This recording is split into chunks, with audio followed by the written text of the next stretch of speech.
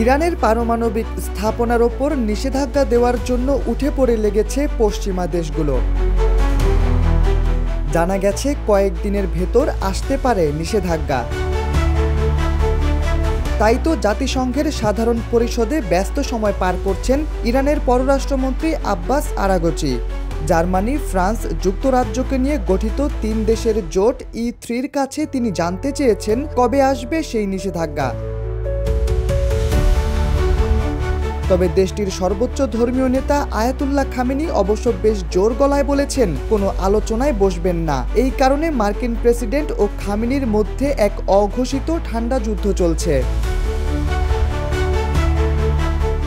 যুক্তরাষ্ট্র ও পশ্চিমা দেশগুলোর সাথে পারমাণবিক আলোচনায় বসতে চাইছে না ইরান, কারণ দেশটি এর আগে বেশ কয়েকবার আলোচনায় বসে আশাহত হয়েছে। জাতিসংঘের সাধারণ পরিষদে খামেনি বলেছেন পারমাণবিক ইস্যুতে যুক্তরাষ্ট্রের সাথে আলোচনা কোনো ফল বয়ে আনবে না।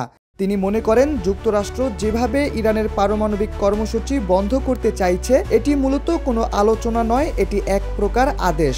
তাই ইরান পারমাণবিক ইস্যুতে পশ্চিমা দেশগুলোর সাথে আলোচনায় বসার আগেই আশাহত হয়েছে। এক্সট্রিম মশার কয়েল প্ল্যান্ট ফাইবার দিয়ে তৈরি, ডেঙ্গু, চিকুনগুনিয়া বাহি সহ যে কোনো মশার বিরুদ্ধে দেয় এক্সট্রিম সুরক্ষা। ছেড়ে কথা বলছেন না ট্রাম্প।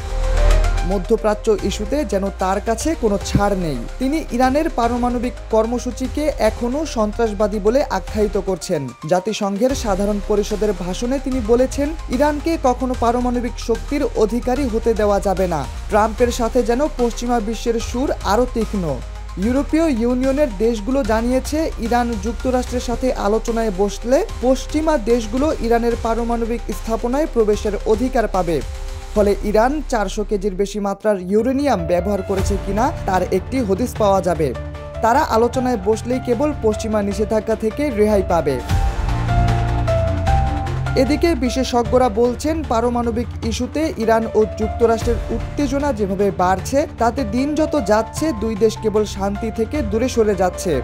এমন অবস্থায় জাতিসংঘের মতো গুরুত্বপূর্ণ সংস্থাও কোনো সুরাহা করতে পারছে না।